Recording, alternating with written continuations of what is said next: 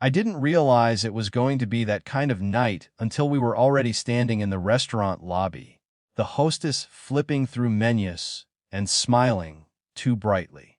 It was one of those places my family liked for celebrations: dark wood, linen napkins folded like small sculptures, prices that made the waiters speak softly. My brother had picked it. He always did. Birthdays, promotions, anniversaries that weren't his, somehow his preferences became tradition. When the hostess asked how many, my brother said the number without looking at me. She led us through the room, past a long table already set. My parents took their seats immediately. My aunt and uncle followed. Then my brother stopped walking and glanced back at me, smiling in a way that made the air feel thin. "Sorry," he said, tapping the end chair with his knuckle. "This table's for family only." He pointed behind me. There was a fold-out chair set against the wall, close enough to the trash station that I could smell lemon cleaner and leftover bread. A place where waitstaff sleazed plates before rushing back out. Everyone laughed. Not nervously. Not apologetically. The kind of laugh that assumes agreement. I stood there for a second longer than was comfortable. Long enough for my mother to say my name in that warning tone, the one that meant, "Don't make this awkward." So I didn't. I picked up the chair myself and carried it over, careful not to scrape the floor. I sat down. The table edge was too far away to rest my arms on. My plate arrived slightly later than everyone else's, angled so the logo faced me instead of the food. Conversation resumed like nothing had happened. I nodded in the right places. Smiled when expected. I listened to my brother complain about work, watched my father lean in, attentive. My mother reached across the table to adjust my brother's napkin, the way she used to do for me when I was little, until she stopped.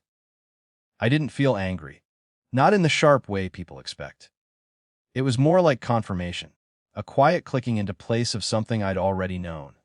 This wasn't new. It was just visible. I remembered birthdays where my gift was wrapped last, dinners where I paid because, "You don't mind," holidays where I arrived early to help and left late to clean. Always nearby, always useful. Rarely centered, that the food was good. I could tell because the bites I took were careful, almost clinical. I was aware of myself chewing, swallowing, existing slightly out of frame. When the waiter came by to refill water glasses, he hesitated at my chair. "Looked at the setup. Looked at you at the party," he asked. I nodded. "Yes." He paused, then filled my glass anyway. The meal ended slowly. Dessert menus appeared. Espresso orders were taken. The check arrived in a black folder and was placed, without comment, in front of me. No one reached for it. The waiter stood there, polite, waiting. I looked at the total, 200. It wasn't the number that surprised me. It was how unremarkable it felt. As if this, too, had already been decided long before tonight. My brother leaned back in his chair, arms crossed, watching me with mild interest. My mother avoided my eyes. My father checked his phone. The waiter cleared his throat softly. I closed the folder and slid it back across the table, toward the center. "Not my table," I said. That was all. The silence that followed was different from before. It wasn't empty. It was loaded. My brother laughed first. "What's that supposed to mean?" I didn't answer immediately. I met the waiter's eyes instead. "I'll need a separate check," I said, "for my meal only." The waiter nodded. "No surprise, no judgment. Just procedure." My mother frowned. "Don't be difficult." "I'm not," I said. And it was true. My voice was steady, almost gentle. My brother leaned forward. "You're really going to do this here?" I glanced at the chair, at the space between me and the table. I already did. The waiter returned quickly, placed a new, much smaller folder in front of me. I paid, tipped well, thanked him. Behind me, the conversation fractured. Questions overlapped. Someone mentioned how embarrassing this was. Someone else muttered about overreacting. I stood up, folded the chair, and placed it back where I found it. "I'm heading out," I said. No one stopped me. Outside, the air was cool.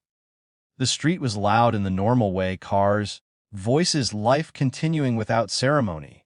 I stood there for a moment longer, letting the noise settle around me. I didn't feel victorious. I didn't feel punished. I felt lighter, in a way that was unfamiliar enough to be unsettling. I walked home alone. The next morning there were messages. Some confused, some irritated, none apologetic. I didn't respond right away. I wasn't angry anymore. I was just done pretending proximity was the same thing as belonging. And for the first time, that felt like enough.